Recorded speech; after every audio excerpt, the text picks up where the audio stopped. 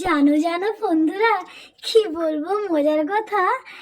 Sir যে এবারে পার্লারে তোমার ফেসিয়াল প্র্যাকটিস করিয়েছিল না, মানে ফেসিয়ালটা কিভাবে করতে হয় সেটা শিখিয়েছিল, বলেছিল বাড়িতে যেয়ে প্র্যাকটিস করতে।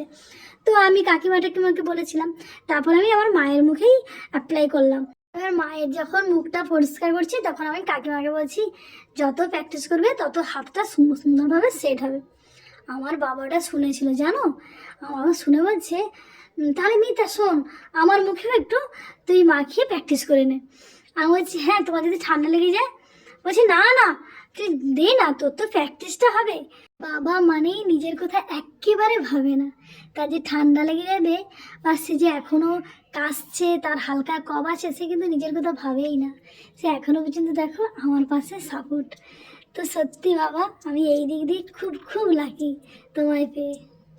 তুমি আমার পাশে আছো বলেই তবেই তো আমি হেসে বেড়াই।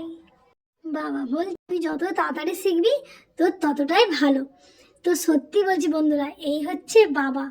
বাবা মানেই বিশাল বড় সাপোর্ট, যার কোনো তুলনা নেই।